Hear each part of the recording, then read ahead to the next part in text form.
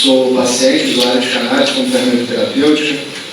Eu também sou fundador e atual presidente de Volta Cannabis, sou fitoterapeuta, estudo gestão da qualidade e hoje estou aqui para poder falar um pouquinho para vocês sobre os aspectos gerais da cannabis e o envolvimento, o que tem a ver a cannabis com a química, né? Eu vou começar falando um pouquinho da história. Talvez eu fale bem rápido, porque eu não tenho muito tempo, a gente tem aproximadamente uns 30 minutos cada um, então precisa ser bem corrido, mas eu acho que vocês vão entender bem, né? A cannabis é uma das plantas mais antigas que foram cultivadas pelo homem, ela data aí, de 12 mil anos atrás. Nós temos também a farmacopeia chinesa, a cannabis, com a data de aproximadamente 2.700 anos antes de Cristo, onde ela já tinha ali aplicações de uso terapêutico. Após disso, ela foi trazida para o Brasil pelos negros escravizados, né, na época da escravatura. A maconha faz parte da cultura negra, né? Então eles trouxeram para cá, quando eles foram escravizados, trouxeram as sementes e tal, e assim que ela chegou no Brasil, e também por meio dos portugueses que utilizavam as cordas ali e as velas dos navios feitas a partir de cânhamo, né? Das fibras do cânhamo. Ela foi utilizada livremente com finalidade medicinal no século XIX, então ela era comercializada nas farmácias aí, como cigarros índios, eram cigarros de cannabis índica, né? Depois, em 1830, veio a primeira lei que tentou criminalizar a cultura negra, né? A lei do Pito do Pango. Essa lei ela previa ali penas de prisão de 3 dias para os negros escravizados que fossem pego consumindo a cannabis e somente uma multa para os traficantes, né, da época, que eram os vendedores, os boticários. Então eles poderiam vender e só pagavam uma multa, mas se você fosse negro e fosse escravo, você era preso para consumir cannabis. Em 88 veio a abolição da escravidão. Em 1938 a cannabis passou a ser considerada entorpecente, com pena de até 10 anos de prisão para quem fosse pego com cannabis. Em 1982, o professor doutor Elisaldo Carlini ele publicou o primeiro artigo científico sobre a utilização do canabidiol, que é um dos compostos presentes na cannabis, né? Para o tratamento de epilepsias refratárias.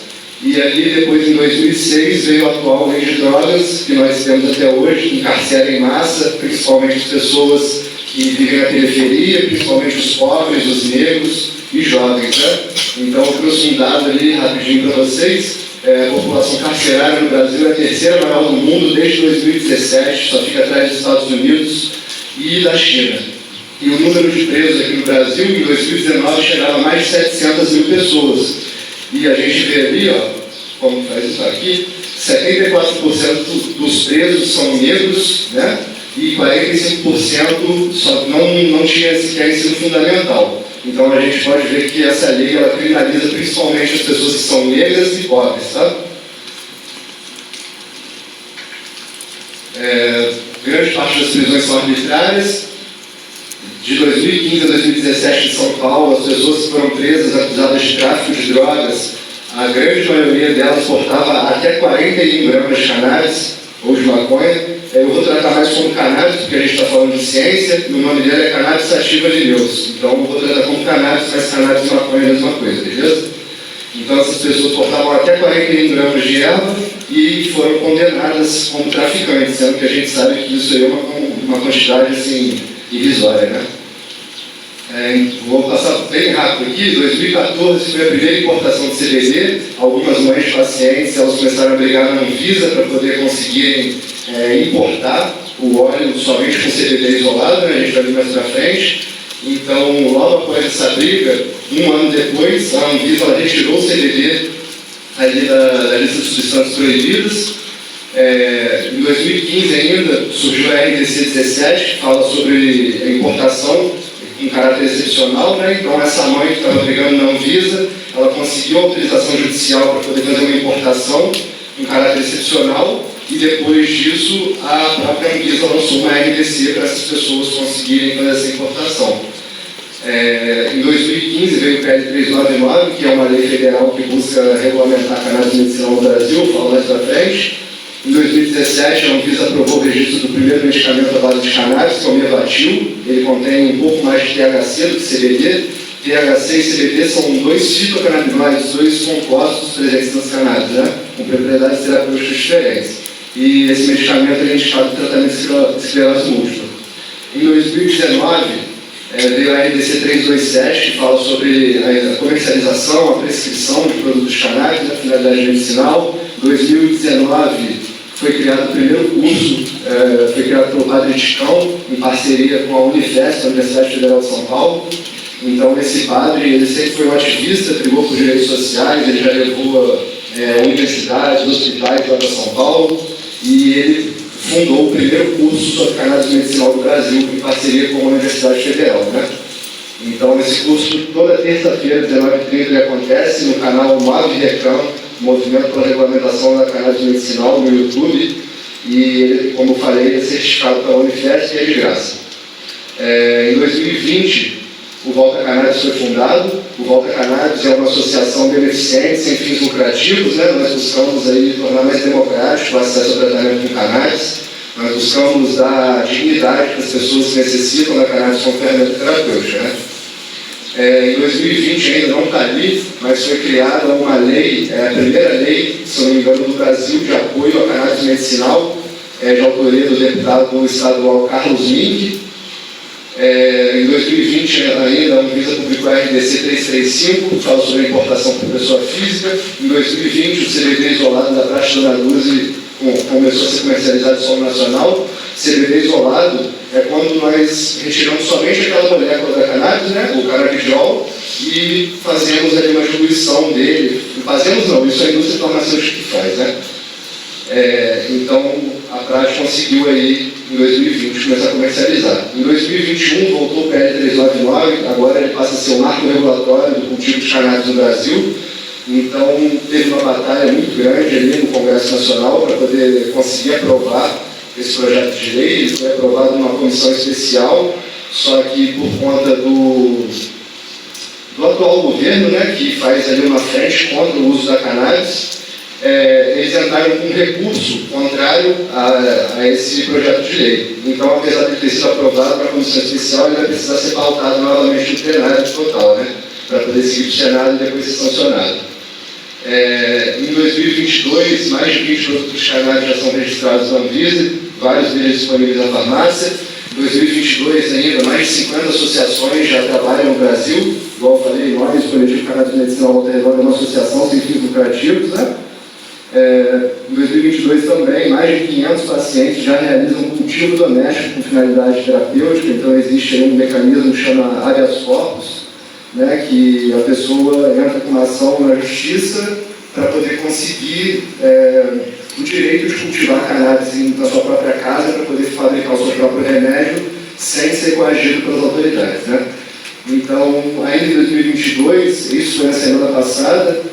Agora o CFM atualizou uma resolução, que eu acredito que a Rafa vai estar explicando melhor, mas basicamente essa resolução está buscando cercear o direito do médico de levar informação, está também cerceando o direito de pessoas se tratarem com cannabis, porque ele só trata ali de 2 tipos de epilepsia, utilizando especificamente só o canabidiol isolado, quando a gente sabe que, na verdade, existem evidências científicas diversas aí para o tratamento de Alzheimer, Parkinson, esclerose múltipla. Inclusive eu falei do Levativo, que foi aprovado em 2017, e ele é indicado para esclerose múltipla. Então, o negacionismo da ciência fez... Ficou alto agora. O negacionismo da ciência, então, fez com que a gente chegasse aqui, né, com que o CFM fizesse esse retrocesso na vida das pessoas que precisam de cannabis. Gente, está muito alto? Tá.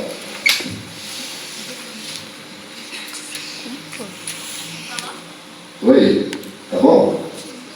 Tá? Acho que tá bom. Então, qual é a relação da cannabis e da química, né? Nós possuímos um sistema que chama sistema endocannabinoide. Esse sistema está presente em todos os seres mamíferos, e tem alguns especialistas que falam também aí de todos os vertebrados do planeta Terra. Esse é um sistema de sinalização molecular, né? Onde nós temos ali receptores canabinoides, endocannabinoides, que são canabinoides produzidos pelo nosso próprio organismo. Nós temos ali enzimas de síntese e degradação desses canabinoides, ou seja, o nosso corpo produz, ele também precisa degradar, né, esses compostos, e esses compostos, os endocannabinoides, eles são neurotransmissores que eles agem se ligando em receptores diversos do nosso corpo em busca de realizar uma modulação do funcionamento de todos os outros sistemas do nosso organismo. Então, o sistema endocannabinoide é o principal responsável pela homeostase do nosso organismo, né, que é o equilíbrio interno, independente das variações externas, pode ser de temperatura, de umidade, essas coisas. Uma coisa interessante para vocês de química, ele controla, por exemplo, os canais de íons. Então, ali a gente tem canais de sódio, canais de potássio e outros. E, por exemplo, uma convulsão ela pode ser gerada por uma hiperexcitação desses canais de íons. Então, a função do sistema endocannabinoide é não deixar isso acontecer, manter tudo regulado. Só que quando acontece algum problema, quando o nosso sistema está deficiente, então pode vir a acontecer essa desregulação e a gente tem uma convulsão. É aí que a gente entra com a cannabis, né? Os fitocannabinoides, os terpenos, os flavonoides, que eles vão estar suprindo essa deficiência do sistema endocannabinoide em busca de atingir a homeostase, fazer tudo funcionar de forma correta.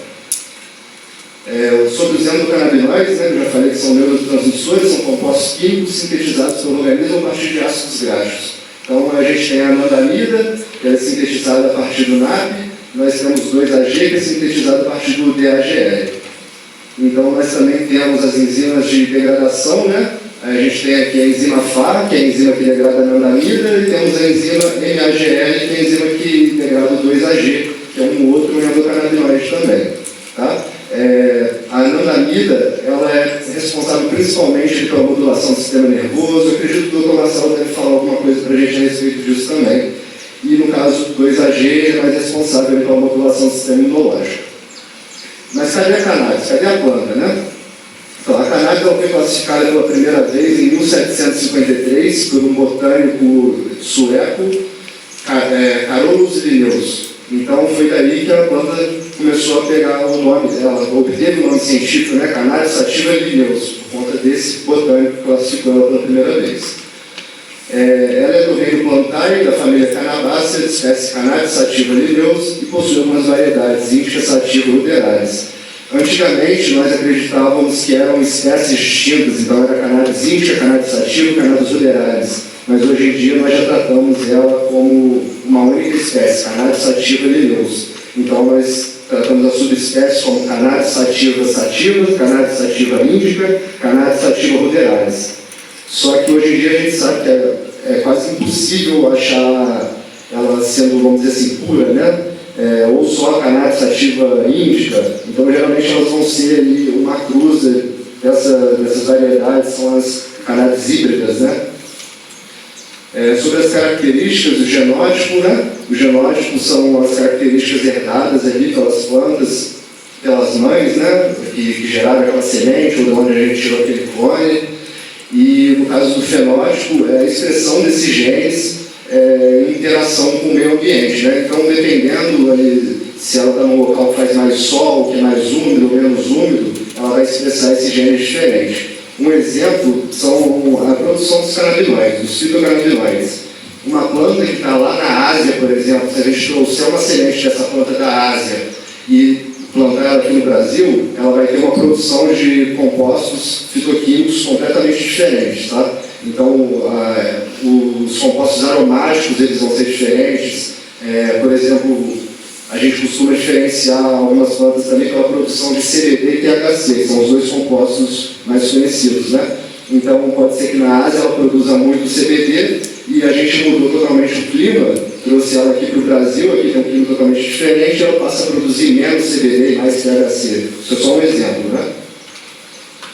Nós temos aqui também o tamanho delas, né? Como que elas geralmente são. Na parte esquerda ali nós temos a cannabis sativa, que ela costuma ficar mais comprida, no meio a cannabis indica, que ela costuma ser mediana, mais arbustiva, e aqui nós temos a cannabis ruderalis, que ela é mais baixinha, mais magrinha, que a gente costuma falar também que são as automáticas, elas são autofluorescentes, elas não dependem da gente alterar a iluminação para elas poderem entrar em floração.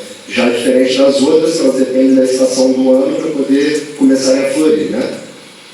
Aqui eu trouxe aqui para vocês verem como são os machos, como são as fêmeas, né? Os machos aparecem aqui, esses saquinhos de pólen, e as fêmeas, elas parecem esses pelinhos, são os pistilos, tá?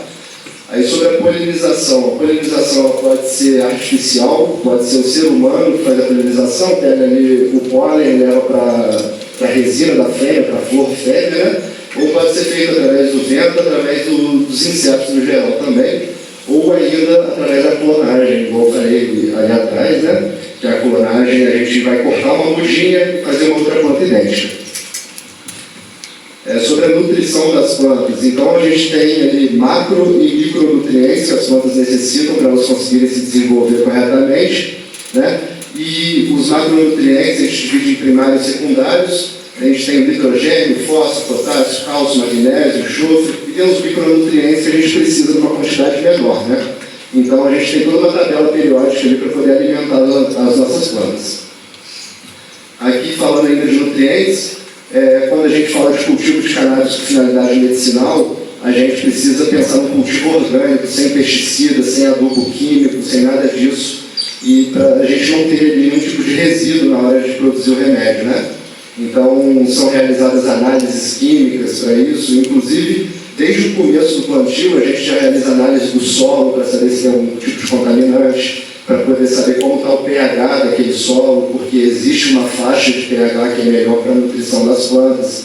Então, realmente, a química está envolvida em tudo ali. Então, pensou em cultivo de cannabis de finalidade medicinal, tem que ser cultivo orgânico, não pode ser com um fertilizante industrial, muito menos com pesticida e agrotóxico, né? Aqui eu trouxe uma tabela para vocês, que eu acabei de falar, né, sobre o pH. Então, essa aqui é a faixa ideal de pH, então que ele vai de 6 até 7 para as plantas conseguirem absorver melhor os nutrientes. Então, a gente tem aqui, ó, fósforo, molibdênio, cloro, ferro, cobre, zinco. Então, nessa faixa aqui é a melhor faixa de pH para a gente poder realizar o cultivo.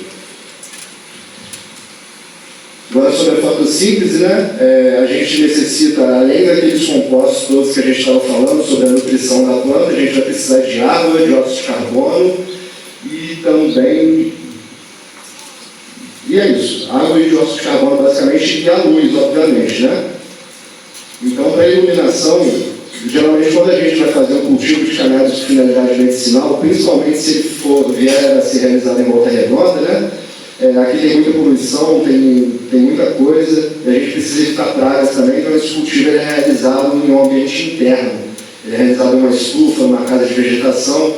Então, aqui nós temos, ó, imagina isso aqui é um gráfico, né? Então, nós temos o comprimento de onda ali, dividido em cores. Aqui a gente tem ó, o comprimento de onda mostrando qual que é a cor visível que a gente consegue enxergar. Então, vai de 400, mais ou menos, até 700 nanômetros as cores que a gente enxerga, e basicamente são essas cores que as plantas precisam. Então, para a gente realizar esse cultivo interno, a gente precisa buscar imitar a iluminação do sol, né? Então, para isso, a gente utiliza lâmpadas especiais, faz uma combinação desses comprimentos de onda para a gente poder ter uma fotossíntese melhor, vamos dizer assim. Aqui eu trouxe uma faixa de absorção, né? De luz também, então isso está relacionado aos pigmentos chaves ali na fotossíntese, que é a clorofila A, B e o beta-caroteno. Então aqui é a biossíntese dos compostos de cannabis, né? A cannabis ela possui diversas substâncias ali dentro, nem vou ler aqui, mas tem compostos nitrogenados, fenóis, aldeídos, cetona, ácido graxo, terpenos, pigmentos como a clorofila e diversos outros. E a cannabis ela consegue sintetizar tudo isso, né? Sobre os fitocannabinoides, né? A biossíntese dos fitocannabinoides, que a gente estava falando ali a respeito disso mais cedo. Então, tudo começa, pelo menos nos fitocannabinoides, ele vai começar com ácido urivetórico. A partir disso aí vai ocorrer a biossíntese, que a gente vai estar obtendo o CBGA, que a gente chama de que é a mãe de todos os canabinoides. Só que, além disso, não tem só o CBGA. O CBGA é o ácido canabigerólico. Existem duas famílias distintas ali desses canabinoides mães. A gente vai ter o CBGA e a gente vai ter o CBGVA também, que é da família das varinas. A gente tem aqui um pouco maior, não sei se vai dar para enxergar, mas aqui a gente é onde tudo começa, né? Do lado de cá a gente vai ter o CBGA, que a gente conhece mais, que é primordial ali, para os canabinoides que a gente conhece mais. Então, a partir da degradação desse ácido canabigerólico, a gente vai obter ali o ácido tetrahidrocannabinólico, o ácido canabidiólico e diversos outros. E assim eles continuam se degradando, perdem a forma ácida, e existe até um processo de descarboxilação, né, para a gente perder essa carboxila e tornar ele estável, tirar ele dessa forma ácida e tornar ele estável. Aqui é sobre a biossíntese dos terpenos e flavonoides. Eles são formados ali a partir do piruvato, que forma os monoterpenos, acetilcoenzima A, os triterpenos e sexterpenos, e a fenilanina, os flavonoides. Eu vou falar um pouco mais deles ali para frente. Aqui eu trouxe alguns exemplos de fitocannabinoides, né? Então a gente tem o THC, o CBD, o CBC, e eu trouxe algumas propriedades deles aqui, que eu não vou ler todas porque eu preciso correr um pouquinho. Então, eles têm propriedades terapêuticas diversas. Aqui a gente tem também o CBN, o CTG, o THC é o tetrahidrocannabinol, o CBD é o canabidiol, o CBC é o canabicromeno, o CBN é o canabinol, o CBG é o canabigerol e por aí vai. A gente tem propriedades terapêuticas dentro de todos eles, né? Aqui umas referências. Os terpenos, os principais encontrados na cannabis com maior abundância, vão ser o beta-caroteno, limoneno, linalol, pineno, mirceno e o muleno. No caso dos flavonoides, a quercetina, a catequina e o flavin A. Eles são os compostos responsáveis ali pelo aroma, pelo cheiro, sabor e coloração das cannabis, né? Aqui eu tenho alguns exemplos também das propriedades terapêuticas dos terpenos, né? Aqui as referências, algumas propriedades terapêuticas das cannabis no geral. Então, a gente tem uma coisa, vou até falar aqui na frente, que chama efeito comitiva. Então, as plantas elas têm mais de 500 compostos químicos, e como a gente viu ali, vários deles têm muitas propriedades terapêuticas. Então, quando a gente ingere ali um óleo integral, faz uma terapia usando um produto integral de cannabis, nós vamos ter uma sinergia entre esses compostos que vai estar ampliando a propriedade terapêutica da cannabis, né? Então, é por isso que a gente acha que é muito mais interessante a gente estar utilizando um óleo integral de cannabis, até porque nós conseguimos ter predominâncias diferentes de compostos em variedades diferentes de plantas, né? Então, a cannabis integral ela tem um poder terapêutico maior do que se fosse um canabidiol isolado, que é uma única molécula que vai estar agindo ali basicamente mas por algumas poucas vias, né? Então aqui a gente começa a falar das formas de extração, como que a gente obtém o óleo de cannabis para poder fazer o tratamento, né? Então a primeira etapa é a gente obter a nossa matéria vegetal seca. Nossa matéria vegetal está aqui, ó, isso para quem nunca viu, são as flores de cannabis seca, né? Então, tem gente que só viu aí na televisão a apreensão da polícia, aquela coisa feia, prensada, cheia de mofo. Aqui é completamente diferente, a gente está falando de um produto com finalidade terapêutica, tudo bastante limpo, né? A segunda etapa é pegar aquela matéria seca e realizar a descarboxilação, que eu falei lá atrás. Então, aqui a gente vai ter que precisar de um controle de temperatura, um controle de umidade e tudo isso. Como que funciona? A gente tem uma escala aqui de tempo e aqui de produção, de degradação do THCA, que eu falei, que é o ácido tetrahidrocannabinólico. Aí a gente quer que ele vira só tetrahidrocannabinol, né? Então, de acordo com o tempo, com a temperatura, como por exemplo aqui, em 145 graus, eu preciso de 7 minutos para poder realizar a descarboxilação. Então, em 7 minutos eu já tenho a degradação máxima dos compostos que eu quero ali. Aqui é só um exemplo só do THC, mas os outros compostos todos se degradam também. Aqui eu tenho uma tabela de ebulição desses compostos, né? Então a gente pode ver que cada um tem uma faixa diferente de ebulição. Inclusive, muitos dos terpenos, eles têm uma faixa de ebulição muito baixa. Então, aproximadamente em 110 graus, eles já começam a evaporar. Então, se a gente fizer uma descarboxilação a 145 graus, nós vamos perder aqueles compostos ali, porque já se degradaram, já evaporaram. A terceira etapa é a trituração. Então, depois que a gente teve a matéria seca, a gente descarboxilou essa matéria, a gente vai triturar essa matéria para poder fazer a extração dela. Aqui, a quarta etapa é a extração. A primeira delas, eu vou mostrar uma extração com solventes, né? Essa extração aqui, geralmente a gente consegue fazer em casa, então as pessoas conseguem ter um real acesso e é uma extração mais segura da gente estar fazendo. Então a gente pega aquela matéria seca triturada, a gente coloca em um vidro com álcool de cereais, né? O álcool de cereais é um obtido a partir de cereais, por isso é o nome dele. E aí a gente espera alguns minutos, faz aquela extração, depois filtra, depois desse processo de filtragem a gente vai estar purgando esse álcool, a gente vai secar o álcool, né? E vai obter somente a resina, para poder depois fazer a diluição. Essa aqui é uma forma com solvente também, que não é indicada de forma alguma para finalidade terapêutica. É uma extração feita com butano, a gente está vendo até ali o rapaz, ó, com um tubo de gás de isqueiro, que eles servem para encher o isqueiro. Tem gente que faz assim.